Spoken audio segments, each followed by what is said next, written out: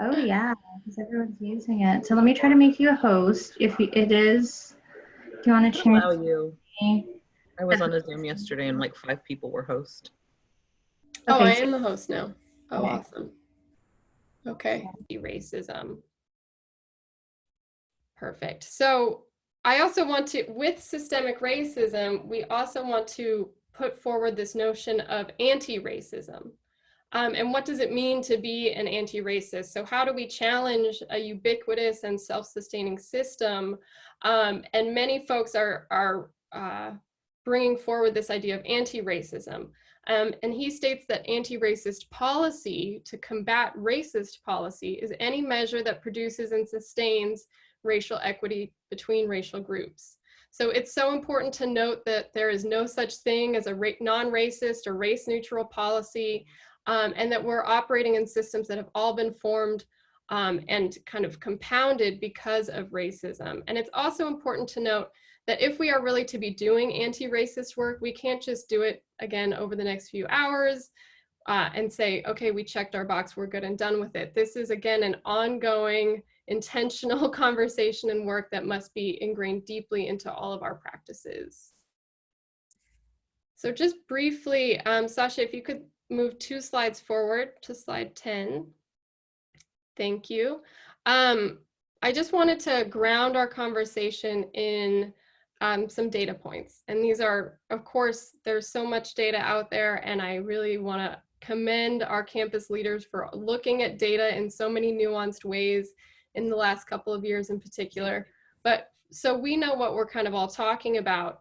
For Fresno County, the high school graduates, 44% of those graduates enroll in a community college. And 45% of all Black and Latinx graduates enroll in community colleges. 17% of students in Fresno County attend to CSU, and then 16% of Black students and 15% of Latinx students. So again, we already see, in terms of immediate access to a four-year institution, that most of our Black and Latinx students are looking towards our community colleges as their first step or next step after graduation. And of course, just to acknowledge, this does not recognize those who may not have graduated, who did not make it over that finish line in 12th grade for a number of reasons.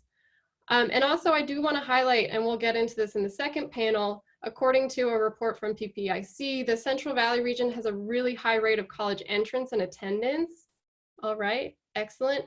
But not as much when it comes to completion, much lower rates of completion for our students. So just grounding our conversation there, this is kind of where we're at, and we can go to the next slide. So this brings us to the question, what is preventing access? What is preventing completion? And as Audrey mentioned, the Campaign for College Opportunity has spent the last 16 years asking our public education systems, what is preventing access and completion? So for us, these are just a few of the manifestations of racial inequity in access and success in higher ed. So we have minimal guidance for high school students and families, financial aid, not enough cross-segment coordination or common goals, extended time to degree due to limited capacity, limited seats, limited course offerings, again, remedial courses that a lot of students get stuck in, and a disproportionate amount of Black and Latinx students are placed in remedial courses that have no college credit that can kind of advance them in their educational career, and then a lack of opportunity to transfer. And there's also one that's not on here, but I do want to call it out, is a lack of diversity in faculty, a lack of diversity in leadership. And for many of us, for those of my colleagues who are first-gen folks of color, they have often said what made the difference in their college career is having someone who looked like them and who could be their advocate. If you could click through. So just to call out again, and I really want to reiterate this point and kind of focus our conversation here, is all of these circles that you see, and I know that I've left out a number of them, I'm sure, these are all interconnected manifestations of systemic racism. So just let's be really clear that that's kind of where we stand, and that's why we're doing the work that we're doing and why we're having this conversation today. So with that, I have done too much talking already. I am so excited for our first panel of experts. You all have received their bios, so we won't have to go through all of that. But let's welcome our panelists. Thank you so much for being here. And I want to be sure that they have all of their audio and camera access.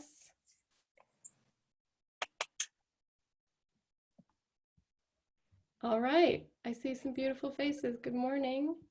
Good morning. Good morning. Thank you all for being here. I wish this was in person, but I appreciate everyone navigating our digital world. And do we have May? Is she here as well? Yes, I'm here. Perfect. Thank you. Just had to scroll a little further. Welcome, welcome, welcome. Okay, folks. So let's get going. Just for time purposes, I'm going to direct questions at each of you that you've seen previously. Feel free, if I didn't direct it at you, to chime in if you have anything else that you would like to add. And we'll take it away from there. So I'm going to start with Tara. Hello. So as the CEO of the Fresno Metro Black Chamber, someone who's really keyed into the Fresno landscape, you've been a deep part of this community for some time, and you've been a champion for community-based solutions, right? What does it mean to hear from the folks who are kind of receiving the service or participating in the system? What's their experiences and what solutions do they pose? From your vantage point, what are the most discussed or potentially ignored realities for Black, Latinx, and Hmong students when it comes to accessing higher education in the region? So first of all, thank you, Sarah, for having me on today. I have, though my family is from the region, I've spent a lot of time out of the region and just got here in Fresno about 3.5 years ago. From my vantage point, higher education is a driver of economic mobility. And we have been discussing in the DRIVE initiative and other initiatives locally about creating economic mobility and creating economic mobility for folks that have been the victims of historical wrongs economically. And so we have to address issues in education if we are going to address issues in economic mobility. And I think that there is information that we can use to address the 3 biggest areas, I think, of concern for us, which is access, affordability, and then A through G requirements. At the collegiate level, African American students continue to have the lowest 6-year graduation rate, no matter where their academic career has started. And I think when we dig into pipeline issues that affect that, income disparities between people living in Fresno Unified School District and surrounding school districts have made Fresno one of the most economically and racially segregated districts in the county, which you touched on earlier. Black students are concentrated in Fresno Unified School District, which is the largest in the state. They represent about 8.2% of the students, and 90% of those students are children of color. Only 60% of the teaching staff, 60% of the teaching staff is white. And so when you don't have that cultural representation and that cultural connection between students in their early years, you have students who don't do as well. We see numbers like of the 2,400 African American students in kindergarten through 4th grade in Fresno Unified, 68% of them are not reading at grade level. So if they're not reading at grade level, up to fourth grade, what are we going to be able to expect of them at the collegiate level? And so I think that we have to address multiple issues. Black students are suspended at higher rates, district-wide. Black graduation rates are lower. So, I mean, it's pick your poison, really, I think, across the spectrum for our students when we have severe gaps. And there are lots of champions, I think, that are working on these solutions, right? Fresno County Office of Education. There's the A4 initiative, summer reading program, folks like Angie Barfield, Wendy McCulley, Keisha Thomas, Eric Payne, Teacher of the Year, Carlonda Williams. I mean, there are a whole bunch of folks that are examining these questions and really trying to figure out the right answers to close those achievement gaps and to make higher education a bigger reality for more of our Black students. Thank you. And I appreciate and feel, of course, the weight of those challenges, the complexity, the interconnectedness of those challenges, but I'm so appreciative of you calling out the champions and the good work that is being done as well, right, towards that, and that multifaceted work, right, as we were discussing, that has to happen. It has to pick your poison, right? Pick whatever Yes. you want to do, pick whatever career you want, and you will find manifestations of racism within that, and you can undo some of that piece. So I thank you for opening with that. Sure. And if I may, Sarah, I would be remiss if I didn't talk about the access problem that we face right now, given COVID-19.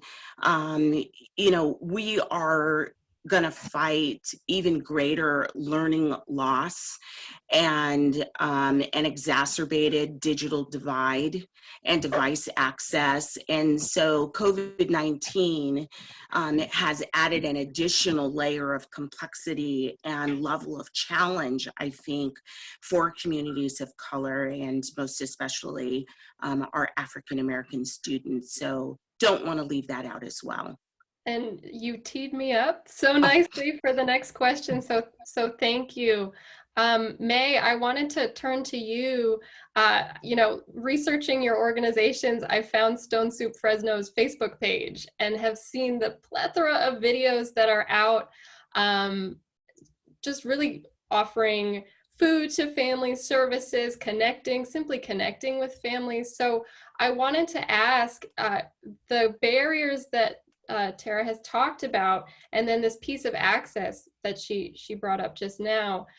Can you share how the pandemic has really surfaced or emphasized or even added whole other layers of challenge to access for higher education for our families? Absolutely. So good morning, everyone.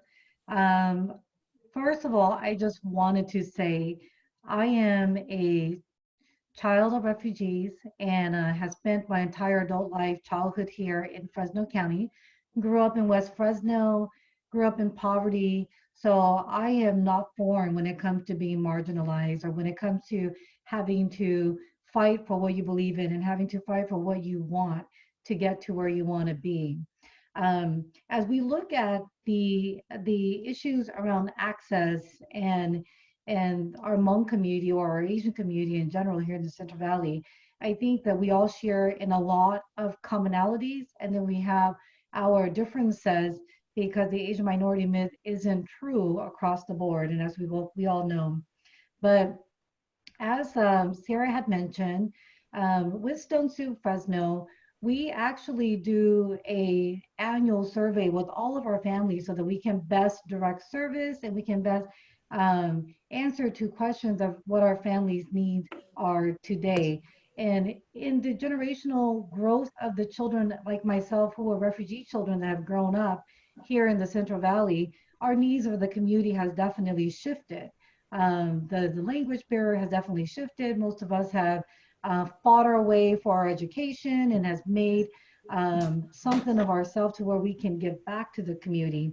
But what we recently have just done is we did a survey for all of our families in early January, and it was very timely, not knowing that we were all going to be shelter in place in less than a month and a half. And what we found with our high school, our families that high school graduates that were going to be part of class of 2020 was true to what we knew was going to be, but then the access to technology really surprised us. So as you all probably know and believe, about I would say a close to 90+% of all of our families have a smartphone that allows them data and gives them access to the internet and social media and other things that they probably shouldn't be on anyways. But the percentage of families that actually have access to technology that can promote and be a positive aspect to access to education was severely high. So we had over 80% of our families that told us, hey, we don't have a laptop for our children. We don't have a PC for our children, and let alone we don't have printing capabilities for our children. And things like that we knew back in January. So when shelter in place came in, we knew that that was going to be an issue for a lot of the Southeast Asian families and Hmong families in the Central Valley. Um, and as Sarah had mentioned on our Facebook page, we went from being early education educators to overnight amateur uh, video making, educational long distance learning video making, so that we can communicate with our families on social media, because we knew that they had a phone that they can access Facebook and social media and watch learning videos.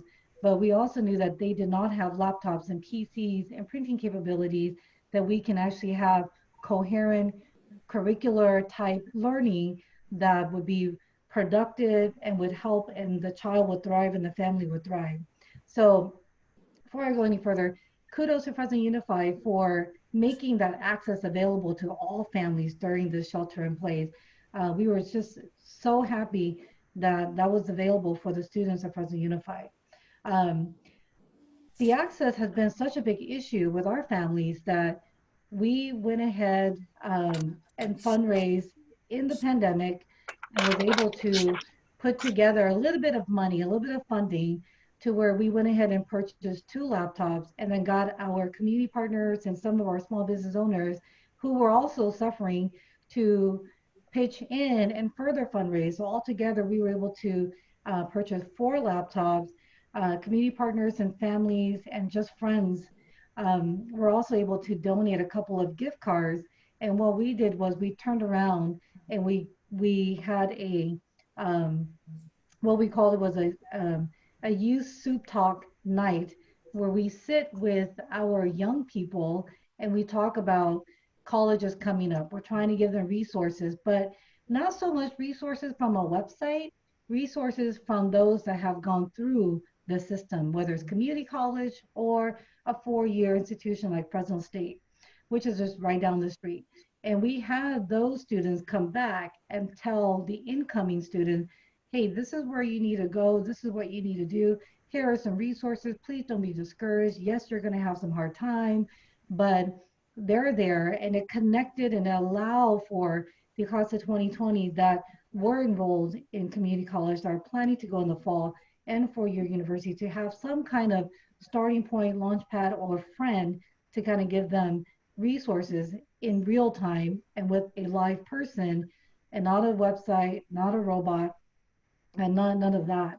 So the youth that did participate, um, they went ahead and submitted a 500-word essay. And next week, we're going to finalize that process, and we will be giving out our laptop to help prepare these students. So what we do is just a small bit to help our families, because we know that although the student is going to have this laptop and take it home, it's going to further impact the families, because the younger siblings will be using it. Probably the parents will have access and will use it.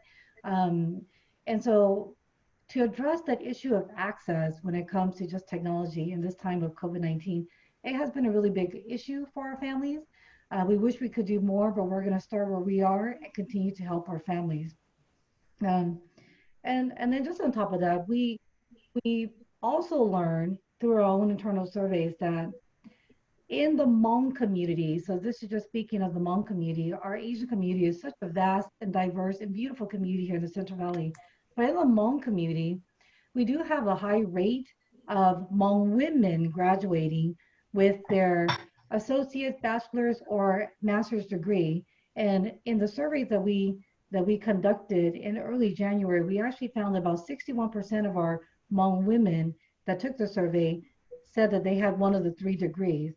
But what we found is that the average median income was only 35,000, between 35 to 42,000 a year for these families.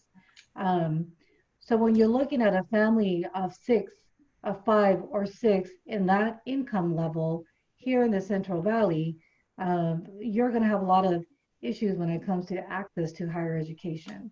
We're working around with the families to see what is it, and really having conversation with our communities and our families to really see what is causing them to kind of like be stuck in this income level, and what we can do as a community to help them kind of go from where they are to being in a higher income bracket so that they can better sustain their families. So that we all know that with education comes income, but with income, it needs to be able to sustain a family, and it needs to be able to help the family so that income can then open doors to education.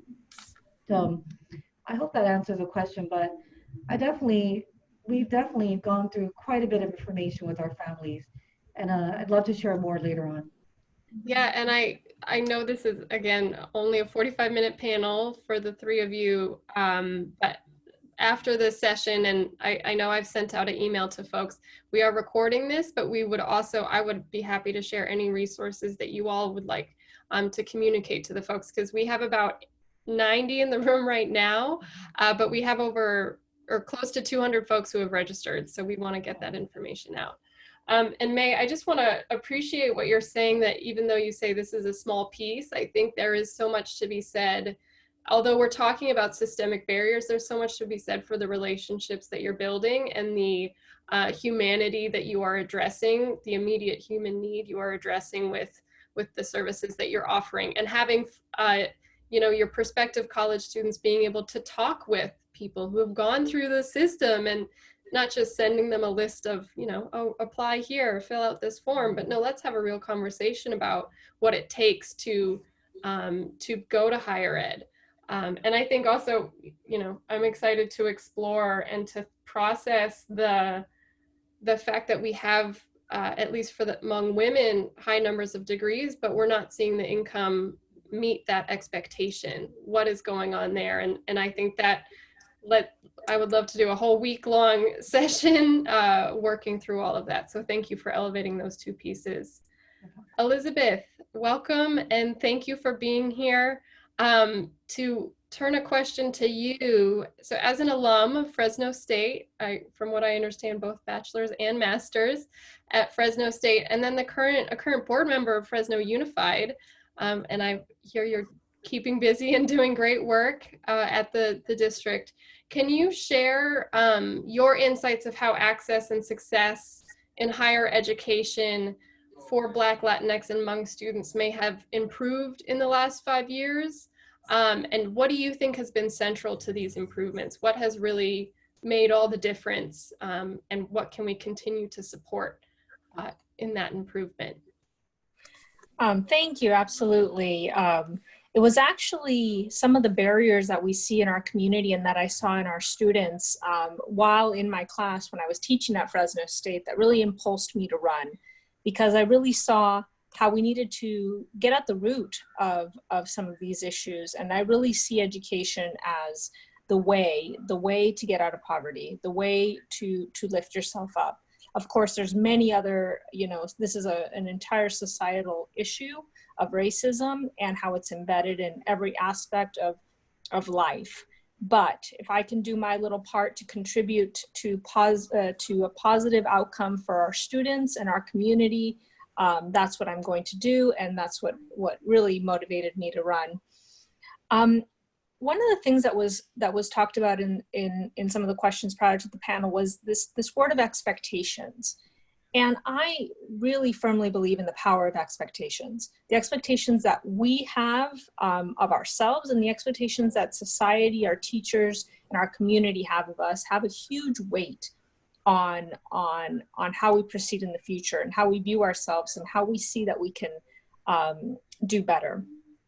I do want to recognize all the barriers and challenges that Tara may have mentioned, and just kind of add one more that I think is all encompassing, is how difficult we really make it for people to find a pathway out. We have a lot of programs, we have a lot of services to help people, be it in an educational setting or otherwise, but trying to navigate all of that, and I'm going to say from personal experience, with my family, I'm someone that helps navigate, and just seeing the amount of paperwork and the conflicting, requirements and stuff, that even well-intentioned programs and well-intentioned people, we just make it so incredibly difficult for someone, especially if you don't speak English, to be able to even access those things. So we may say, well, pull yourself up by your bootstraps and look, there's this program that can help you. But access to even trying to get to those programs. I think it was mentioned by May about access to online. Now more and more stuff being moved online. That's great for environment maybe, or for other reasons, efficiencies. But a lot of times that those processes and procedures that we put in place to help people actually present a barrier to accessing the service that we're hoping people can access. And so I recognize that within Fresno Unified, trying to change and make things more accessible.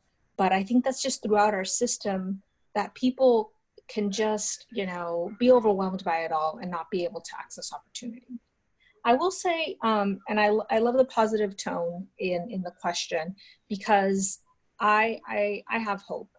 I think that we can make things better, and I think that we can and should do so, not just incrementally, but drastically. And so we've been working within the large bureaucracy of Fresno Unified, of course, to do our part.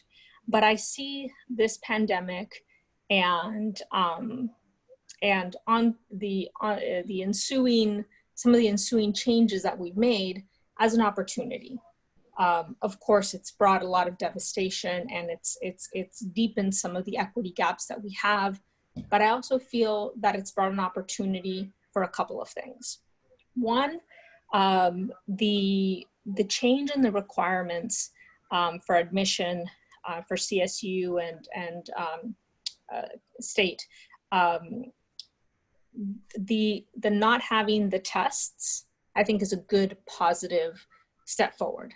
I think that recognition, and maybe it was brought about by a crisis, but I think that was a positive step forward that will reduce a barrier in access to a lot of our minority communities. So that's one.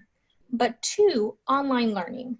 I think, and just again, from personal experience, obviously online learning presents a lot of challenges, but especially for our students that are close to graduating, being able to, or are, for example, in a farm worker household, etc., getting accustomed to online learning helps them do the transition. And I'll give an example for myself. I have a cousin who's in college, and he was on the coast, and the rest of his family lived in farm worker housing. And so there was a tragedy in our family. He moved back, but while that would have been normally a time where he would have had to stop his education and move back home to take care of whatever had happened, because of online learning, he was able to continue seamlessly and is now living and being able to take care of both obligations. And we know that one of the barriers, one of the reasons why people drop out of school is because they have other obligations and life just comes up and they're not able to adapt, or the school doesn't adapt to their changing situation. And so having things online or more opportunities online allows more kids to be able to be flexible with the situations that come, be it becoming a parent or being, you know, needing to help out because of an illness or whatever it is the situation. So I want to put those forth as a positive and things that we can potentially build on, because for that to happen, of course, we need more access to internet, we need more access to devices, and we need more education on how to go about that. But I do think that there are some positive things that can come out of this if we're able to embrace an opportunity and also, of course, work on the gaps. Absolutely. Thank you. There's a lot of opportunity in terms of this crisis, this moment, and suddenly we have people are willing to give for laptops, right? People are willing to move their courses online. There is a willingness to make this work. And I, you know, we've heard the call so many times in the last few months saying these challenges have always existed, but now suddenly there is some movement to address them. So I appreciate you highlighting that. And definitely the increased removing some of that bureaucracy, even well-intentioned bureaucracy. Let's talk about the impact of the bureaucracy, whether it's the tests, other kind of ill-informed or not fully thought out requirements for entrance. All of those things are manifestations and have the impact of harming Black, Latinx, Hmong students, Indigenous students. So let's be, you know, I appreciate you all calling these out, and we look forward to the next panel to start to unpack how do we kind of address those things and how do we almost peel back the layers. I'm thinking about it a lot as an uprooting of this system. So we can certainly get to that in our second panel. So we have about 10 minutes left. Again, appreciate your time and everyone's being succinctness. I'm not quite yet, Sasha, on the panel transition. I have one more question that I'm going to direct to all of you as kind of a final thought. There's a lot of momentum happening. And for many of us, we've been talking about racial equity for some time, or we've been talking about the unique needs of our communities for some time. And suddenly there's work, there's conversations, there's webinars every week about this stuff. But how can we ensure that the activities, the conversations, the investments that are taking place, and that we may hear about in the second panel, there's momentum. How do we sustain that momentum? How do we turn this into a real moment of accountability, a real shift, a real step towards that uprooting that I just mentioned? Because I can't, and I know none of you are okay, and I'm sure none of our participants would be okay if this 2 months from now is no longer a point of conversation. What do you think we can do to sustain that momentum to really get towards systemic change rather than piecemeal reforms that would just add another layer onto our bureaucracy? So whomever wants to have a go at that first, and then again, we have about 10 more minutes, so the floor is open. This is Tara.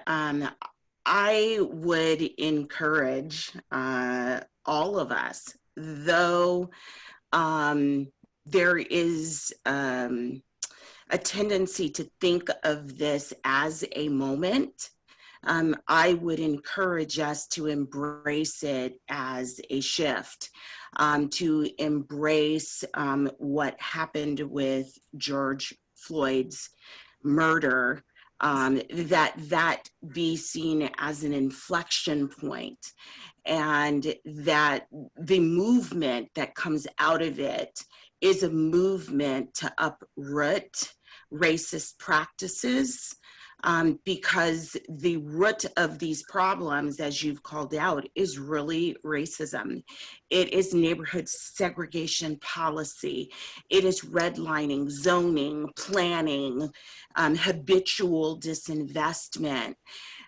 So in order to move past that, in order to create lasting change, the first thing we have to do is to stop calling it a moment and to make it a movement to create change that lasts for a very long time. Prior to the pandemic, COVID-19 pandemic, we already in Fresno saw higher unemployment numbers than for the rest of the state. Post-pandemic or during the pandemic, we are looking at a greater loss of jobs and income in just a few months than we saw in the Great Recession over a 3-year period, where California lost jobs and income, but not nearly at the rate that we are seeing now. We've lost 2.6 million jobs just between February and April of this year. So we are looking at 60% in terms of unemployment in already disinvested communities. So we cannot afford to call it a moment. We must build a movement for lasting change. This is Elizabeth Johnson Rosas. I would agree wholeheartedly with what Tara is saying. I always like to be introspective and start with oneself and what can we as an individual do? Because I think there's enormous power in each individual, doing their little pebble, contributing to changing things. You don't need to do a whole lot to make a huge impact. And I want to encourage people to get involved, be at the table, because when decisions are made, sometimes it's just a lack of perspective, lack of voices being there to call things out. And along that same vein, don't be afraid to speak out. More recently, I've heard from a lot of our staff on incidents and things that have happened and or policies and stuff that isn't right. And I hadn't heard that before. I'm going to say in the last about 4 or 5 months, I've heard an increasing amount of people being willing to come to me with things that absolutely need changing. But they weren't a year ago. They weren't a year and a half ago. And so I feel that that's a positive momentum, a positive change and a positive shift when people are no longer afraid to speak out and propose solutions to things that need to change. I think that needs to continue. I think people need to feel that they are in a safe environment and that they are empowered and that their voice counts, and that they feel safe to say what they need to say about whatever policies, whatever procedures, whatever practices or other person's behavior that they need to call out.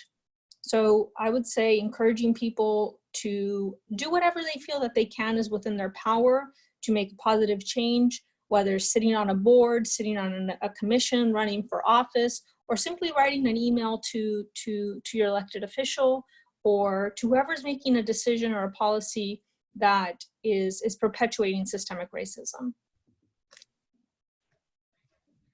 And this is Mania Her. I completely agree with what Tara Lynn and Elizabeth both had to say. As a parent myself with children attending Fresno Unified, I have to say that as early as we can possibly get information to households, we need to start as early as possible.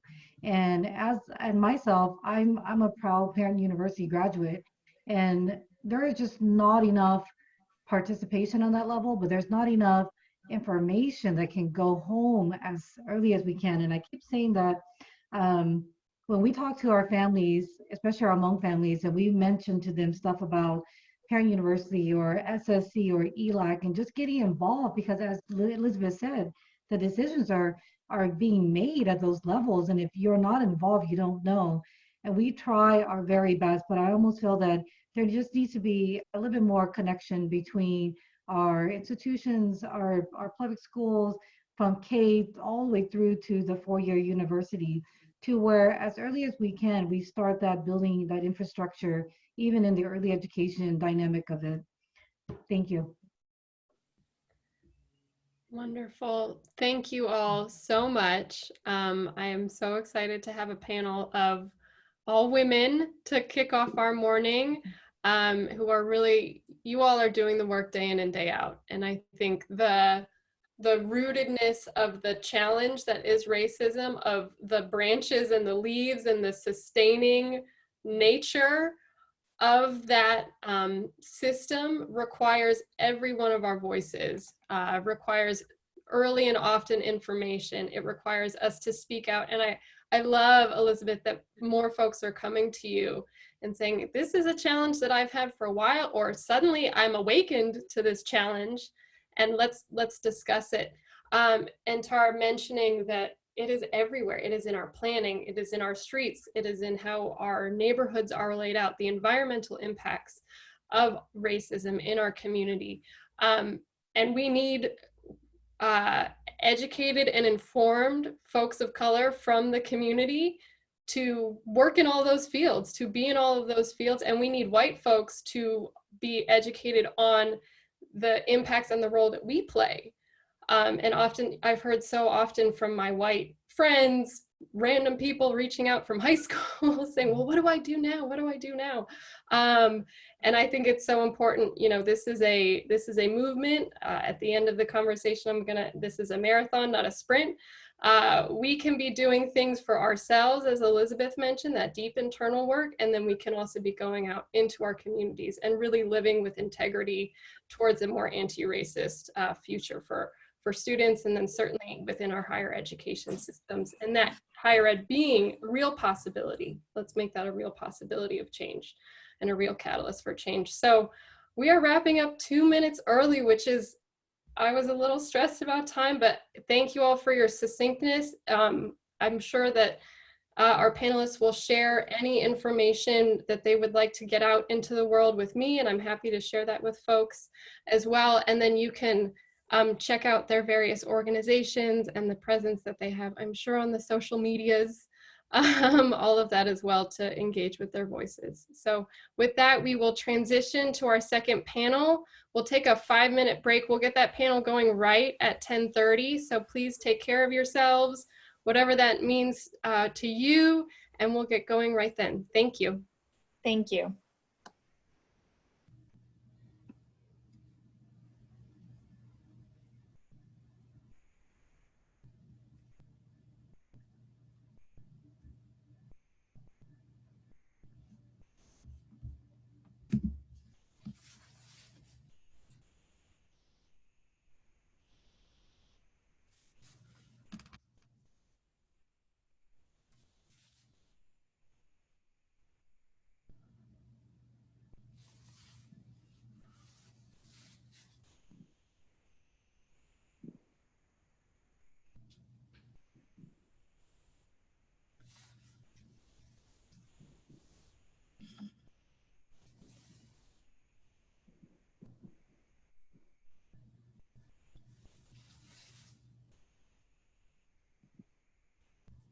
Morning, President Castro. Good morning. How are you? I'm good. How are you? I'm well, thank you. Thanks for Good inviting morning. me. Yeah, you look great. Nice and refreshed. Good morning, President Goldsmith. Good morning. Hi. Good to see you. Good to see you. I just wanted to say hello. Sarah's running things, so I'm going off script. I just wanted to say hello. Hello. Sarah's doing a great job. I listened in to the first panel. She's doing a great job. It was very, really fantastic. Yeah, yes, it's great. good stuff. Thank you. I'm so glad you all were able to join and tune in, although I have been taking furious notes as well, so we'll recap a little bit when we kick off. Great. Sarah, about how much time would you like us to speak? So I have, let's see, I'm going to have a similar format. Okay. So I think I'll direct questions at you, and each question, if you could spend 4 minutes, no more than 4 minutes, and then we'll have a kind of final question that everyone can speak to. Okay. And I'll be sure to cut you off if there's any. Giant cyber hook. Yes, yes, yeah. The music will play, everything. Dr. Goldsmith and I are doing this quite often. We just did it recently for KC24. Yes, we did. Yes, we That did. was fun. It is fun. It's good to share the good work that we're doing, and the good trouble we need to continue to stay in, and Yes. just kind of lifting up the good work that our colleges are doing. Got a lot of work to do. For sure. Mhm. Hi, Dr. Castro. Hi, Dr. Goldsmith. We haven't had the Hi. opportunity to meet, but I want to say hello and honored to be on the panel with you. It's an honor to be on it with you. How are you today? A little hot, but I'm okay. How are things at UC Merced? Things are good. Making some headway, right? And being extremely agile. Each day brings something new. Hey, this is Trustee Payne. I just wanted to say hey to Dr. Castro and Dr. Goldsmith, and thank the Campaign for College Opportunity for facilitating today's discussion. Awesome. Thanks, Trustee Payne. Thank you. Thank you, Trustee Payne. Good morning. We have a good group of folks today. And again, we have a lot of registrants. We did not anticipate this many folks to be engaged, but it's really wonderful that we have so many people on board.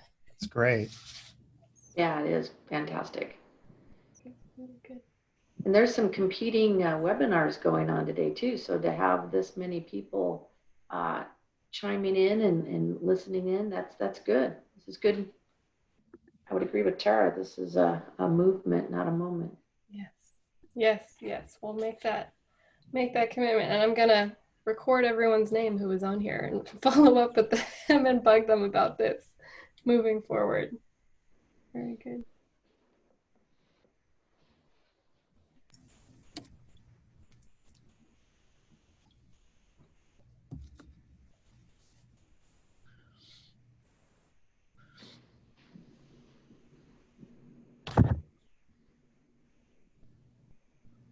Please say hi to Chancellor Munoz for me.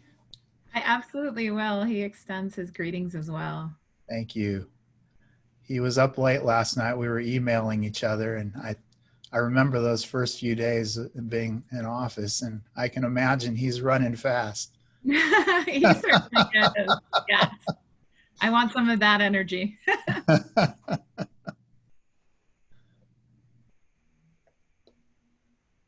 All right, so we have everyone here. So awesome to see so many folks, and our panelists are here as well.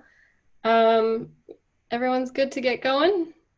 Yeah. Yeah. All right, we'll bust into my formal script then. Cool.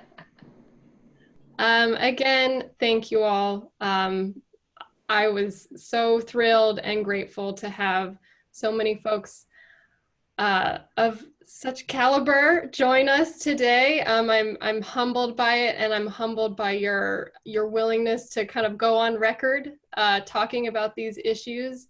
And really, I know that there's so much work that you already have been doing towards anti-racism and seeing anti-racism throughout our higher education system. So much gratitude and appreciation from the campaign team for that work. So similarly to the first panel, as I said, I'll direct questions at you, but if anyone else would like to chime in on that piece, feel free. I have a list, but if we don't get to everything, that's fine.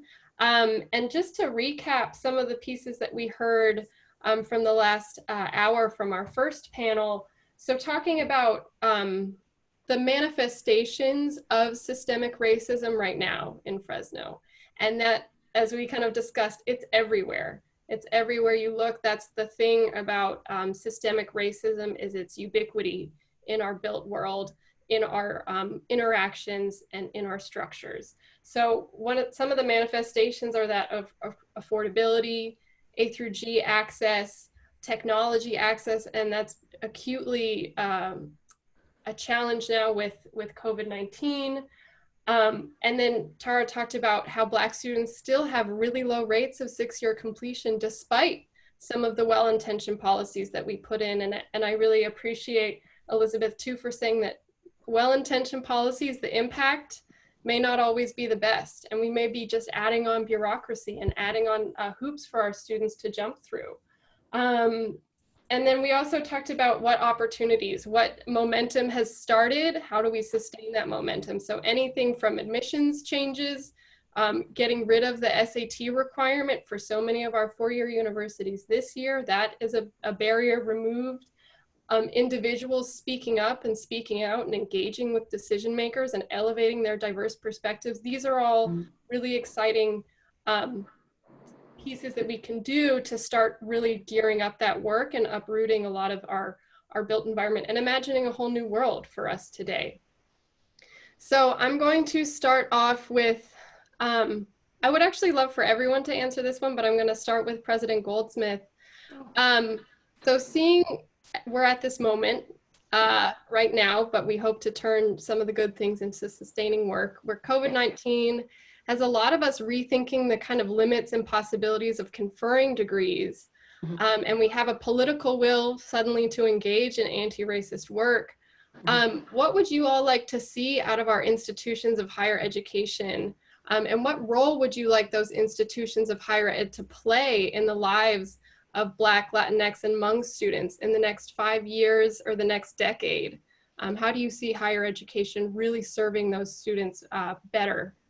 Yeah, well, I think we're at a, I'm going to kind of quote Tara Gray, this isn't a moment, while it may be a moment for some people who are waking up to the realities of redlining that has been how our communities have been born. I really think this is a watershed moment. There are people that are becoming awakened to the fact that as our buddy, or someone say this right here, this book by Kendi has really talked about how this has been pervasive and how what we can do to change it and how it is not a one and done. When you have people who are now picking up books and starting to educate themselves, that warms my heart. As an educator, this has been a 400-year problem in the making. It's going to take everybody to become involved. I don't believe that this is a moment. I think this is a moment of awakening. I think there are a number of things at play that now that we're starting to get a crescendo, we're starting to get a choir, more people are becoming aware, more people are not only taking it upon themselves to educate themselves, whether it's through webinars like this. Thank you again for the Campaign for College Opportunity for hosting this. These type of activities are seminal for us to be able to keep the momentum moving in our movement. So when you talk about some of the things that are changing, you know, with AB 705, that was a huge change. And we're just now starting to see the data of that change. And I wanted to share a little bit with you on that. Now that we have the data from 2019, the fall of 2018, we saw an increase in the number of students taking college level courses in English and math. That was a huge game changer for us. Here at Fresno City College, our numbers for access are fairly good. Actually, our access is good. We want to increase it, of course, but our issue has been the throughput, the completion. So I don't believe in a silver bullet. I don't believe in a silver solution. I believe in multiple solutions to this complex problem. AB 705 is showing great promise. Let me share with you a little bit of that data. We saw an 87% increase in the number of students taking college level classes. That's a game changer right there. Before, we knew people got lost in our basic skills classes. They got lost and they didn't complete. They just swirled in there. And so now our faculty, I want to give a shout out to all the faculty at Fresno City College and the community colleges across the state for doing a lot of training. And we'll talk a little bit more about that. But now we're seeing more of our college level courses being offered at the get-go. And what that means is we've seen a 39% overall, close to 40% increase in completion of college level courses. That's a game changer. And we were just, that data is hot off the press. And if you want to talk about what does that do to our students of color, it's about a 50% increase for our Hispanic students and a little over a 30% increase for our African-American students. That's huge. That is a game changer. That's just one piece of a larger puzzle when we're talking about, you know, what does the future hold? Again, I go back to the awakening where people are seeing that this is something that is not a one and done. This is not something on top of our job, but this is our job. There's a cultural shift that is occurring. And I'm incredibly proud of the folks at Fresno City College when we're talking about our equity efforts. People like Dr. Ramirez, who's done incredible work. He's our director of our student equity and success, our pathways work with all of our faculty, looking at how we can streamline the process to get through. These types of initiatives are taking bite-sized pieces and really making it operationalized. And all the while looking at our professional development opportunities for not only our faculty, but our administrators and our classified professionals. I believe the only way that we're going to be able to really make a difference once we've realized what the problem is, and now what we're seeing in social media and in the news, more people awakening to that this is a problem. This is a moment that we must make into a movement. It is long overdue.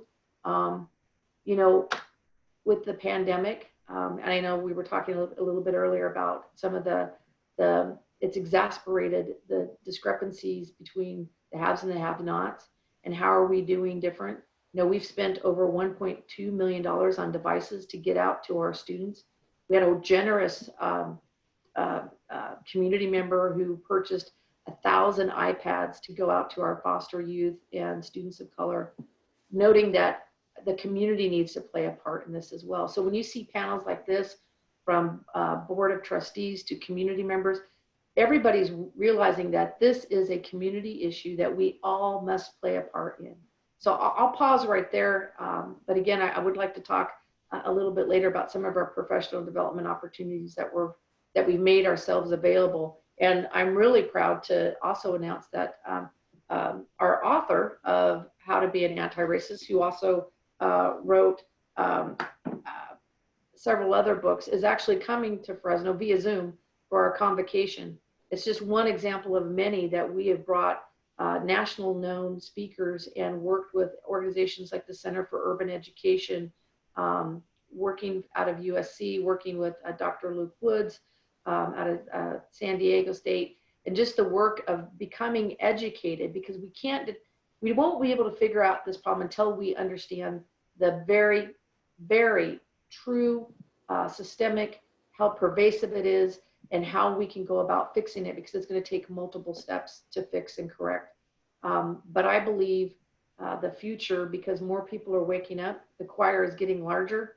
I'm actually quite hopeful. I echo the panelists before me that I'm hopeful that we're in the precipice of great changes. We're starting to see some of these initiatives really change the trajectory of our students.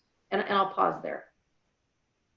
Awesome. Thank you so much. So I'm hearing investments, I'm hearing ongoing conversations. I'd love to, any of the other panelists would like to chime in on this question. Absolutely, if I can have the floor. First, thank you again, College Opportunity, for this invitation. It's so good to see so many familiar names and faces, but also new ones. And a special shout out to my Bobcats on the line. It's so great that you all could join as well. So when I thought about this question, I really thought about COVID-19 as a movement of emergence, right?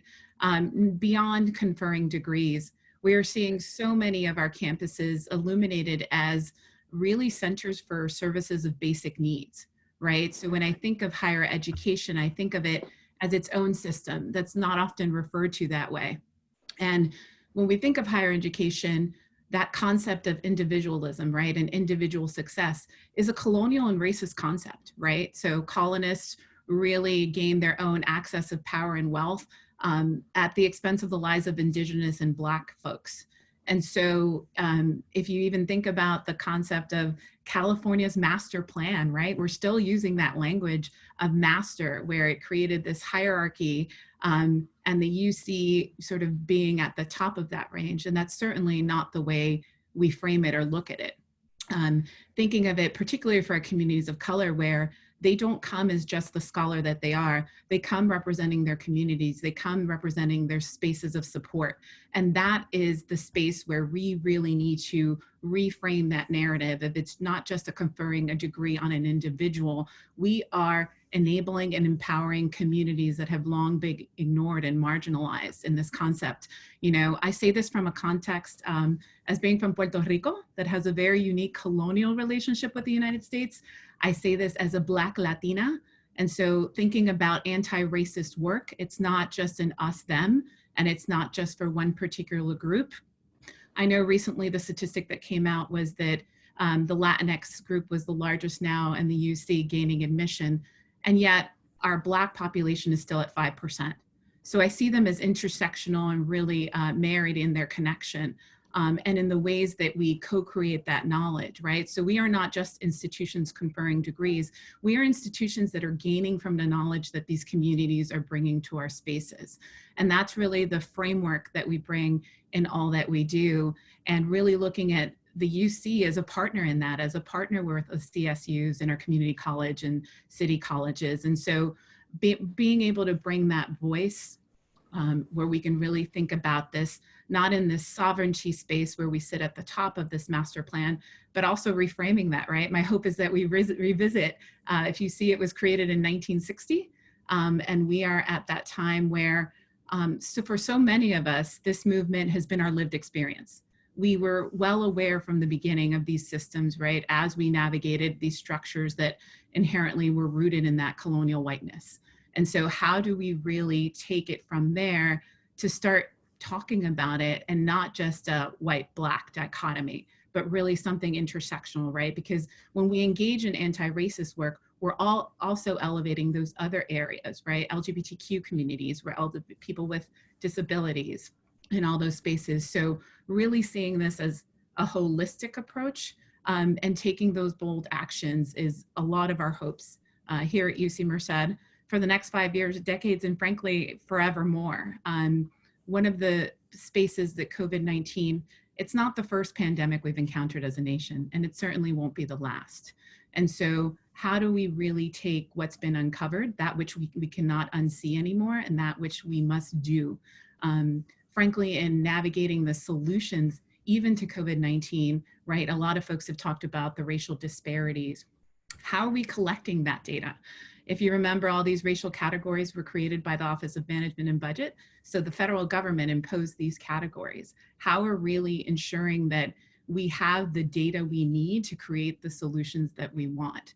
And really having racial equity inform our data and then inform our decisions and practices is a really pivotal moment that I see as part of the emergence, right? Where we let go of those societal categories that were created for us. Let's create some new ones that really, really include everyone. And, you know, I think they often say if it impacts one of us, it impacts all of us. And I think this moment of collective care that we're seeing, right? We're seeing this is how we combat COVID-19. We care about all of us, and you do your part as an individual. That is a message that could really be taken to this work of anti-racism. Thank you. Sarah, may I jump in? Please, I was just about to call you out. Welcome. Thank you. Thank you, Sarah, for the invitation, and thanks to the Campaign for College Opportunity for sponsoring today's meeting. I've learned a lot today already, and I think for me that this is such a extraordinary time, and I'm still trying to reflect on what this all means, where we're going.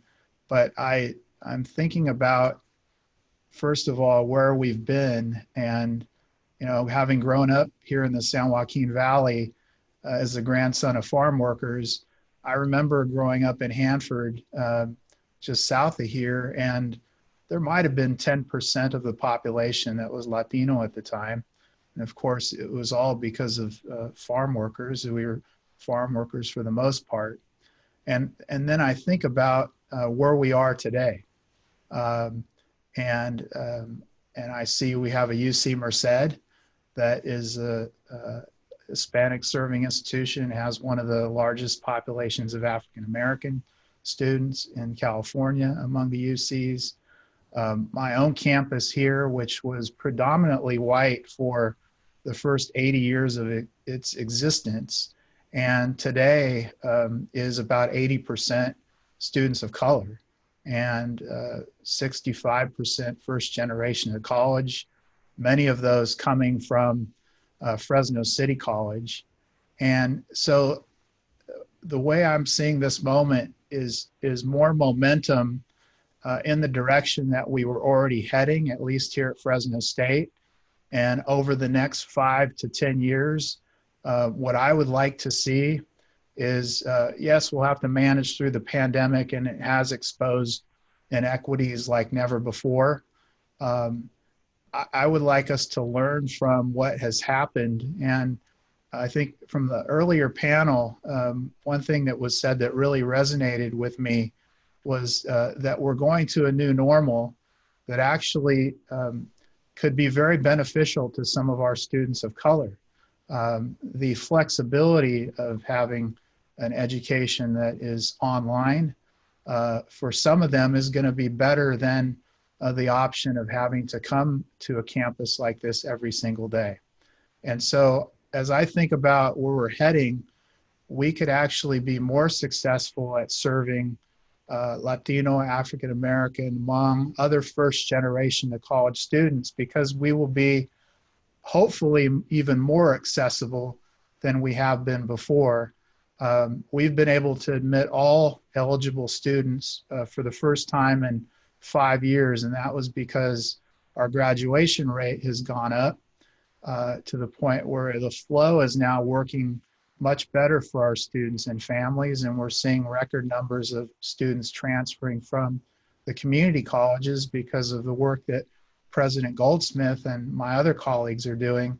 So I'm really hopeful, and where I'd like to see us go to be truly authentically accessible is to work in an even deeper way with the campaign and community groups and business groups. And this is where I feel the momentum that the inequities in our society are being exposed like I've not seen in my lifetime. And how do we capture this opportunity, and as others have said, this movement, to make our higher education systems work better for all of us? And as a university president, that's what I've tried to bring to my institution, is that philosophy that we serve the talented students from every background, from every household, that there's talent in every household. How do we unleash that together? How do we work with the other K through 12 partners and other higher education partners to really make it easier for our students and families to benefit from higher education?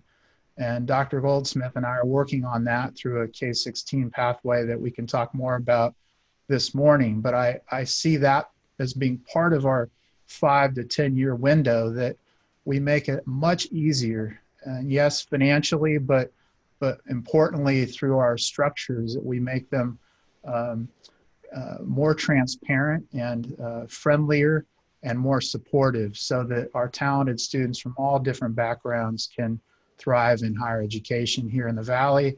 And what we see at our institution is that most of those graduates stay in this Valley and make a positive difference for our entire region. And ultimately, that's what I think this is all about, is that we would prepare a new generation of bold leaders that's going to help us to elevate the Valley and California and beyond. Wonderful, thank you. And I love what you're saying about partnerships. We do have a question on that near the end to get specific, but something that Danya said about our institutions should be learning from our students.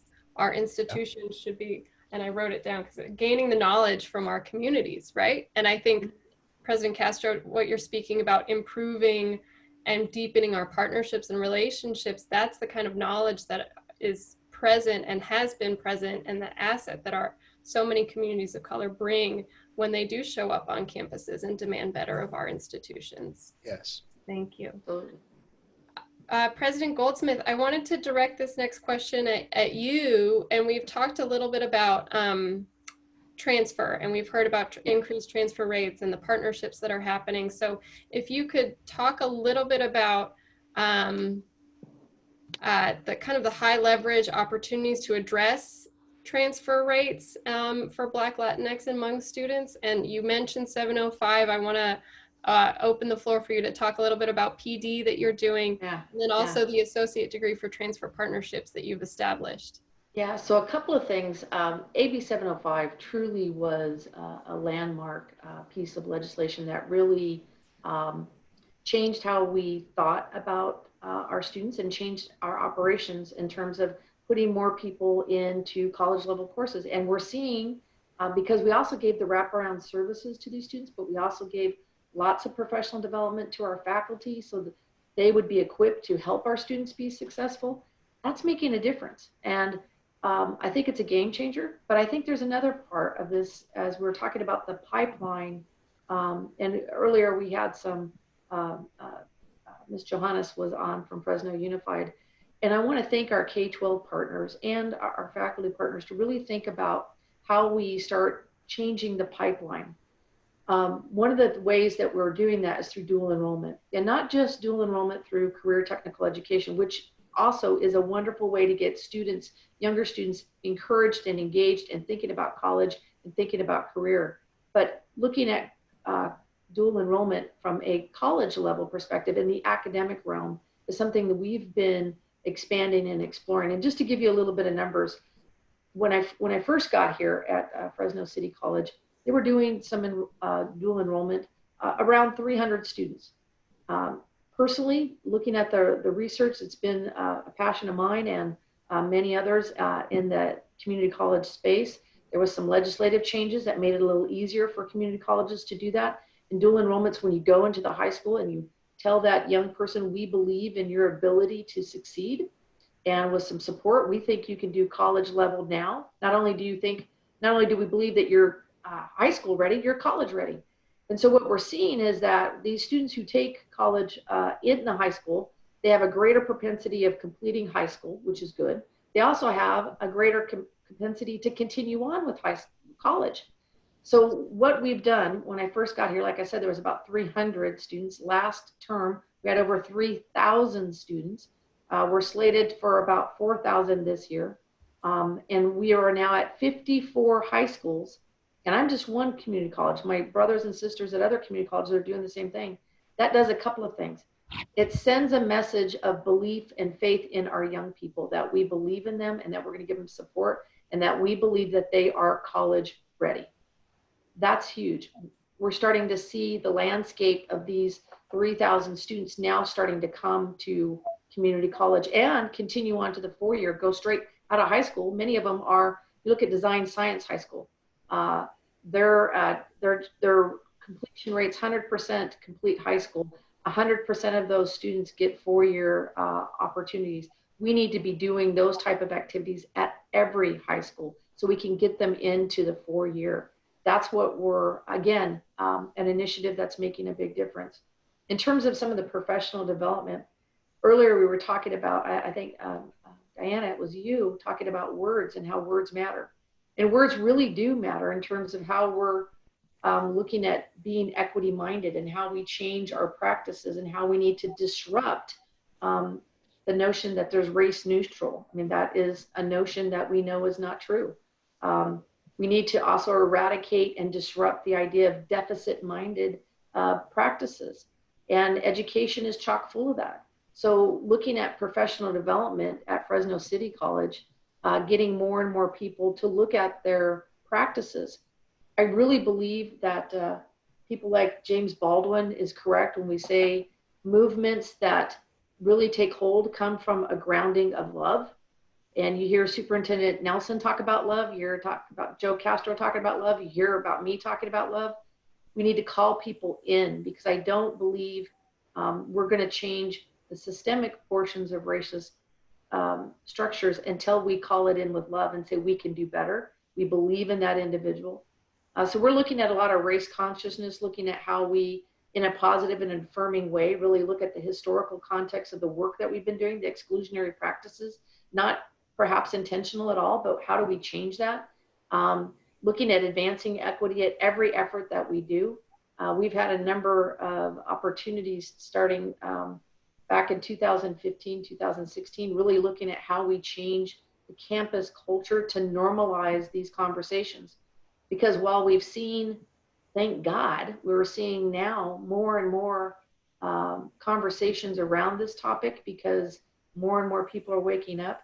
When we started this work, several years ago, it was a brave few, and creating these, I'll say safe spaces, but they're really bold spaces to create a place where people who look like me can learn about how our language is racist and biased, and how do we change our practice. We need to own it. We need to acknowledge it. We need to see the history in order to be able to change our future. So efforts like the professional development that we've been doing, we've been working with the Center for Organizational Responsibility and Advancement, or it's called CORA.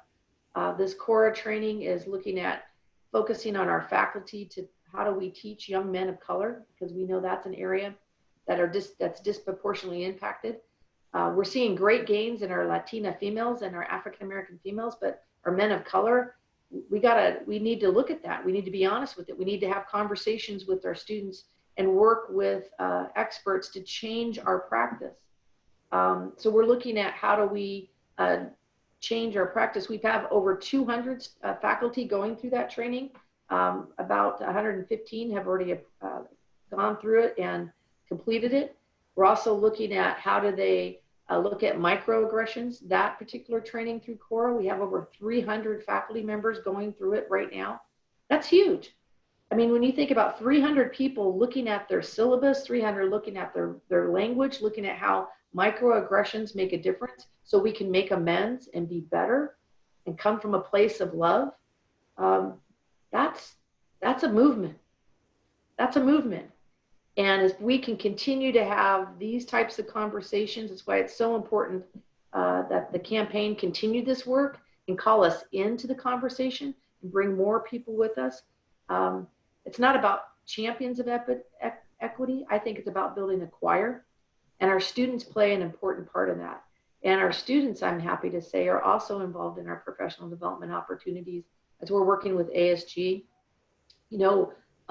Really kind of looking at how do we change the language that has been inherent for several hundred years in education.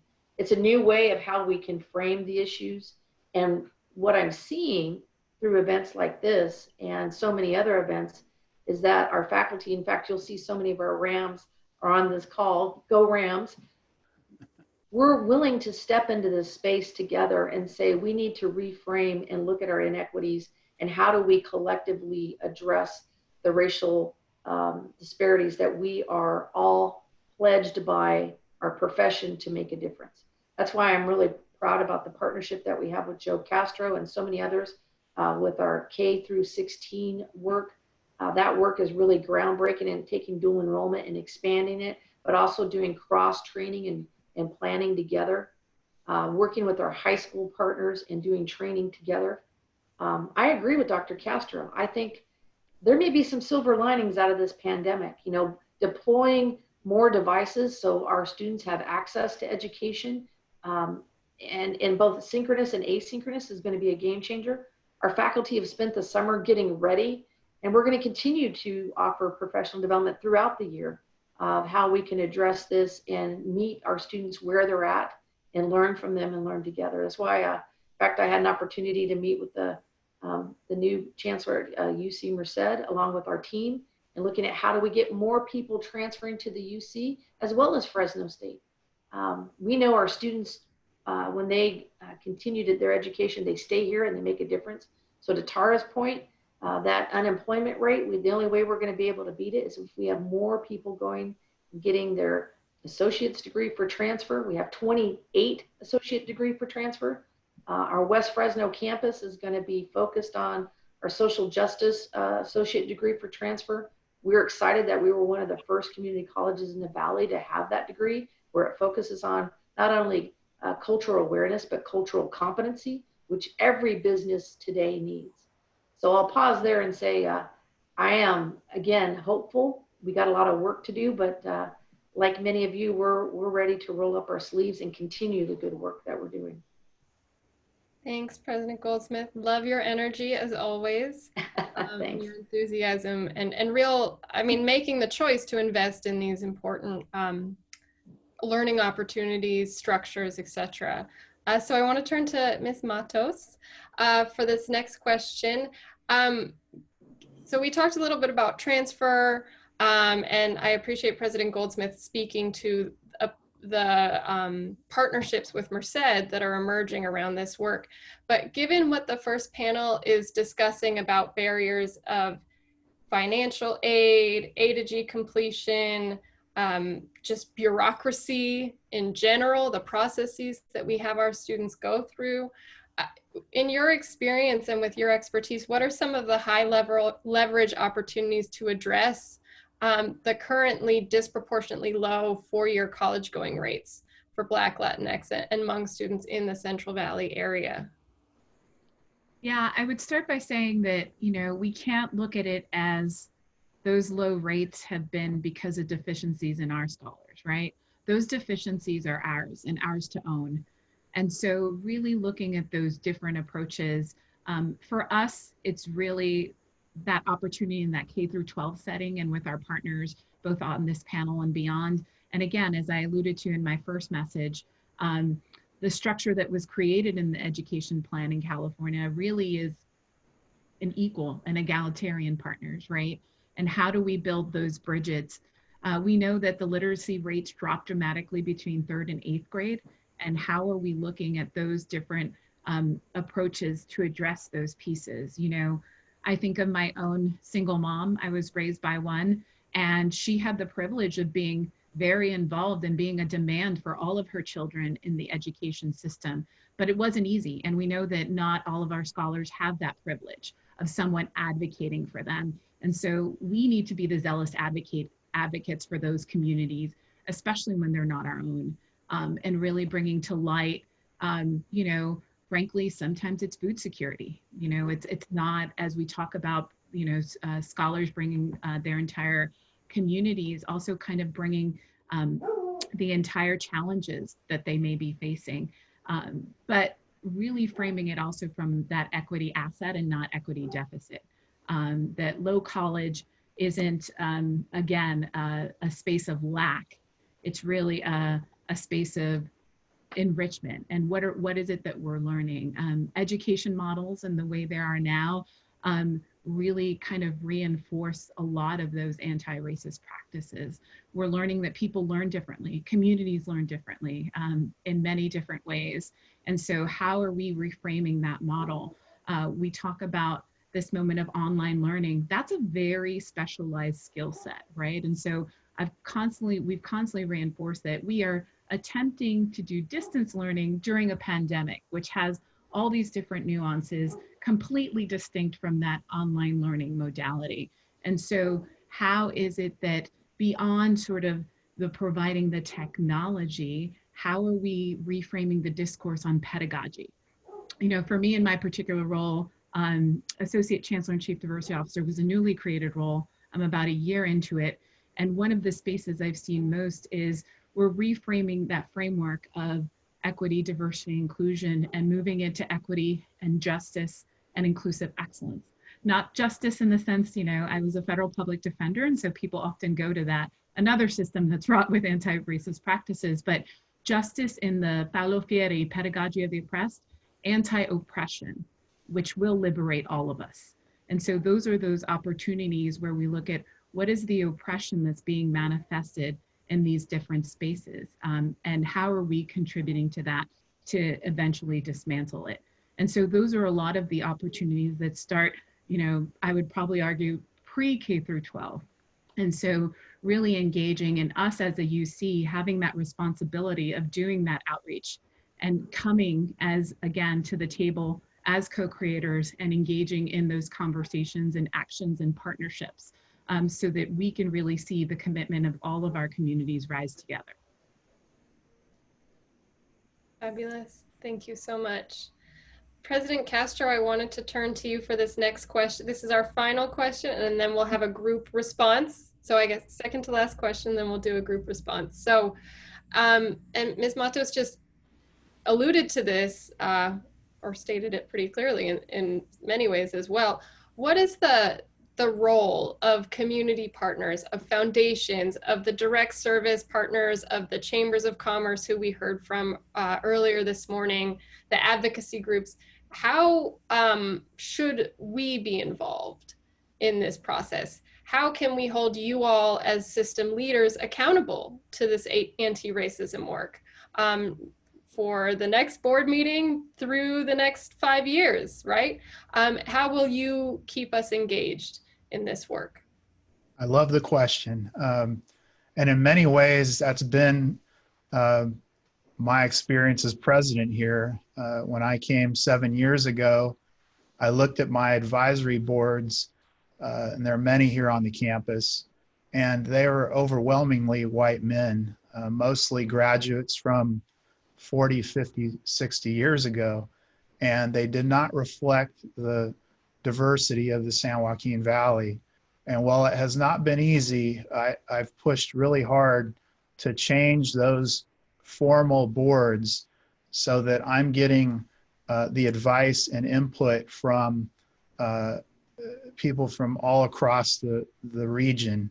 And that's been, for me, extraordinarily important because, yes, it holds me accountable, but I want to hear all the different voices. It's really important for university presidents and other leaders in higher education and K-12 to listen carefully to the different perspectives. And Sarah, as you said, that's the way that we learn and grow because none of us has the answers.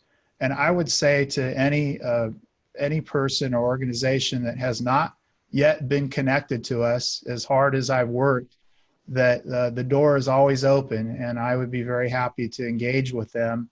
And I think as leaders, that should be our frame, is to be open and authentically willing to listen and to engage and support. And what I have found is the more that Fresno State does that, the stronger that we are as a university because our roots get stronger. The people of the region that support us see us as an even more valuable asset for them. And that's what I want, is for the children of this region to wake up every morning and think about their goals and wherever that's going to be in the Central Valley or beyond, but to aspire without any restrictions, without any barriers for them and their parents. And so I would say the best way to do it is, if I haven't found you, please call on me. But we need to be engaged, even though we can't do this in person as in the same ways that we used to find ways to use technology to connect. And I've been doing that actively, and I know that Dr. Goldsmith as well is doing it, because we're often on the same, we're in the same meetings. So I would say that's the main way, and please do hold us accountable, because that's ultimately, we serve you, and that's the way it should be. Thank you. And Carol, I know you have something to say, so I'm gonna pose this question to the group, but I would love for your responses, and we'll kick it off with you in a moment. Sure. So, really real, of course, in the last 5 minutes, we are facing a huge budget crisis. We are facing a backlash of white supremacy. We're seeing that happen in a number of places in our state. And then ongoing budget crisis and ongoing pushback, and to this broader theme of movement building and sustained efforts. How can we ensure that this work which is often seen as, the cherry on top when we're doing our budgeting as schools, the equity, the good PD, the speaker fee for Dr. Kendi, right? Like how can we make sure that that's our foundation? That's our core work that we're doing. So how can you all shore up those investments that you've made, the work that you've done, so we don't lose momentum, and how can we really make this a sustained, integrated piece of our core element of our work? And Dr. President Goldsmith, I'll start with you, and then sure.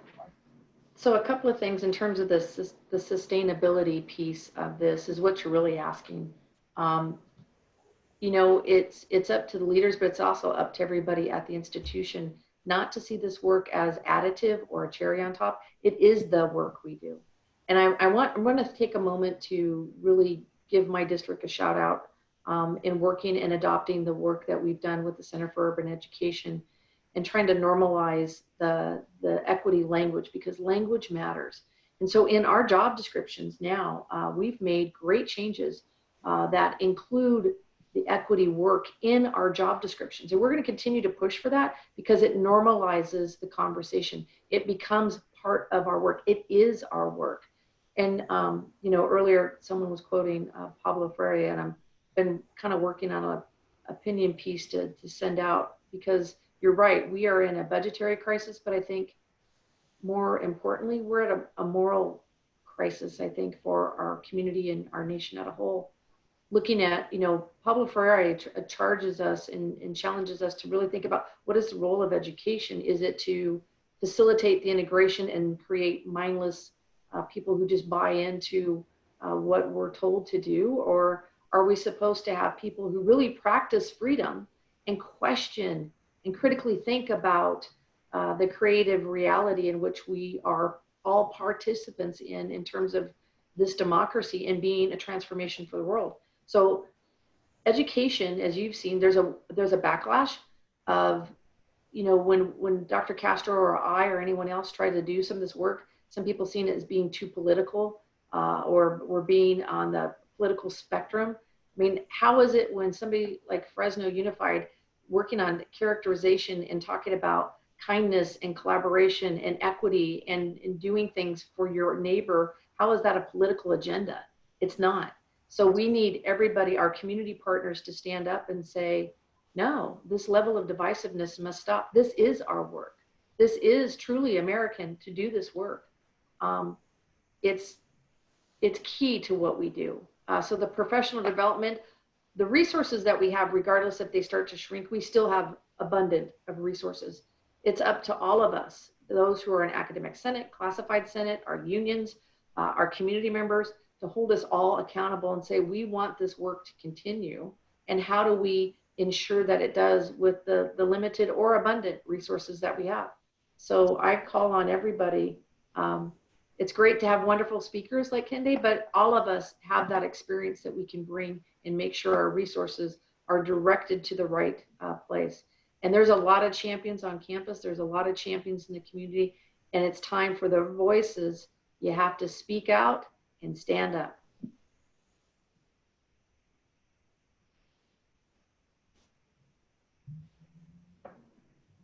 Did I lose everybody? No, you're good. I'm okay. just absorbing what you're saying, and I invite our other two panelists to chime in. I'm happy to go after Dania. Head, yeah. Yeah, no, I can jump in if that's okay. Okay. I think a little bit what Dr. Goldsmith said, you know, I've never looked at leadership as something that comes with a title, and really looking at each one of our campus community members as those leaders. Yes, I sit in an important privileged space, and it's my responsibility to bring these conversations, issues, and actions to fruition. But really that moment of, you know, when you see something, say something.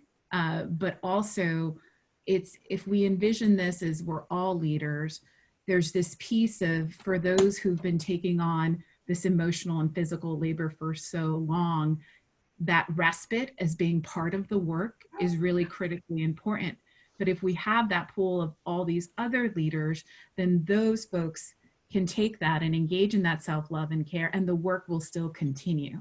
And so I think particularly at this moment, we do not try to talk enough about that. You know, for me as a woman of color in leadership, this time has been, frankly, one of the most challenging in my life, but being able to model being a leader, taking those moments of rest that are still the protest, calling on my other community of leaders to also engage and take that on is critical.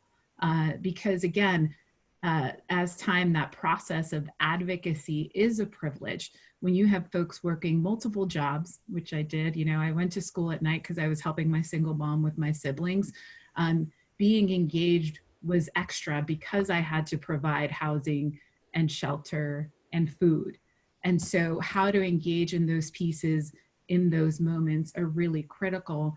and recognizing when someone else can't do it, you can, and holding our spaces accountable in that. And so I don't think that narrative has come enough into these conversations of anti-racist work. It can be draining for the communities that have been doing this their whole lives and frankly living it and experiencing the oppression of it. And so this movement really requires for us to recognize that, allow that rest, and have others take it on as partners and collaborators. And so that's how I see the enduring change. You know, we recently lost so many incredible leaders in this movement, you know, CT Vivian, Rep. John Lewis, and I think about they are resting now, and now it's on to all of us to take that on. And so that's really something that I want to introduce into that conversation, because systemic change only happens with all of those pieces coming together. Thank you. Sarah, is there still time for me to answer? Take us home. Okay. You had asked about resources and sustaining our visions for supporting students from all different backgrounds. And what I've experienced over the last few months is the first time in my presidency where I've had to reduce budgets. And it's clear that it's easier to get your work done and to achieve your goals without that challenge. On the other hand, I do think that the pandemic has offered all of us opportunities to really rethink how we spend every scarce dollar that we have. And I feel today like Fresno State can continue to achieve its goals even with the reductions that we've had to take because of the economy. And I feel that way because we're operating differently. We've made adjustments in our budget. And of course, budgets are supposed to align with your values. And we've prioritized all the important work that we're doing with our students and our faculty and our staff. We're being creative about using federal funding.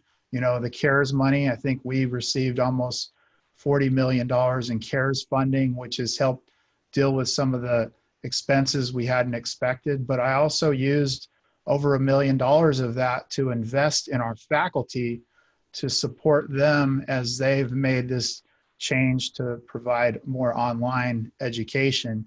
So we're trying to be very creative with these different funding streams that are coming through, and to make sure that we don't lose progress. It's so important.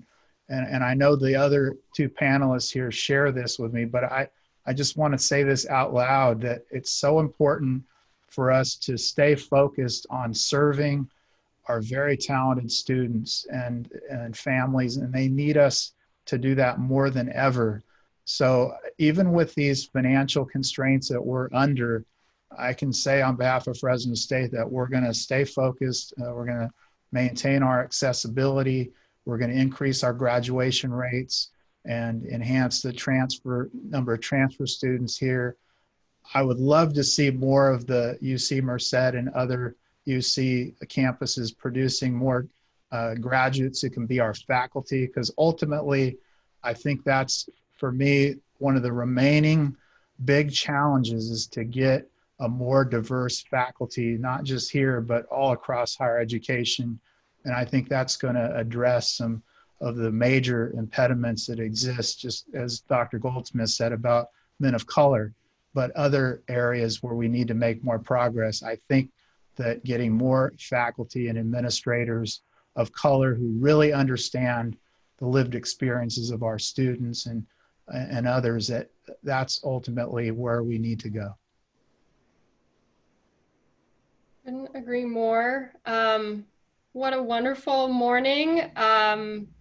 I'm exhausted, but also extremely grateful and extremely hopeful. And just these conversations really bring me so much energy and joy. And so I thank you all for sharing in that with us. And I thank all of our participants. We have, I'm going to review some of our final kind of calls to action for you all. So if we could go to the next slide, and thank you, Presidents Castro and Goldsmith and Ms. Matos. Welcome to Merced also.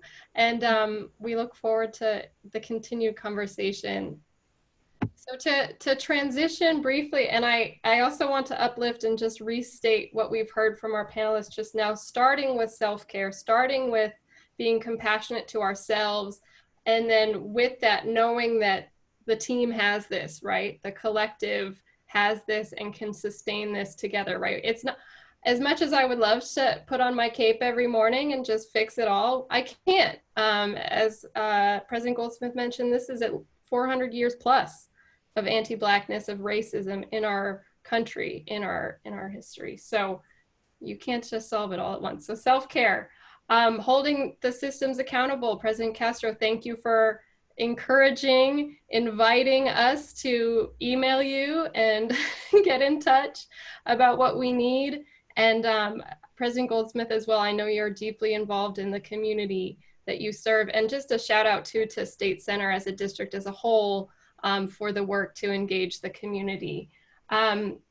We as an outside advocacy organization, as folks on the call, faculty, students, community members, this is all of our work. And we are here as the Campaign for College Opportunity to support you all. I also wanted to highlight Propositions 15 and 16. I'm sure many of us have heard of these.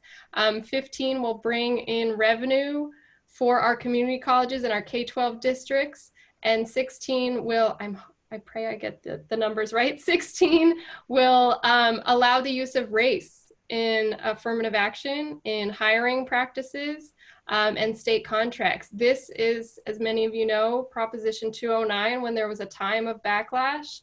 This is the opportunity to right that historical wrong that took place, and it's up to all of us to go to the polls in November. I also want to emphasize, I mentioned State Center. They passed a resolution in a recent board meeting reaffirming their commitment to Black students. And within that comes a lot of work, comes the work that President Castro was mentioning about budgets, about sustaining this investment, all of the programs President Goldsmith mentioned in terms of professional development and student engagement. Those are really important. And then I'll include this in the follow-up email, but we have a colleague from the Foundation for California Community Colleges who is not able to join us, but she's a wonderful expert and she is engaged in these conversations as well. So this was a real kind of high-level conversation, but let's get down to what this could look like for our campuses, for our work as advocacy organizations, for students. So there is an opportunity to explore that, and I would love to hear from the audience via email. I'm sorry we can't have an open forum. It would just be too much right now with Zoom, but would love to chat with you.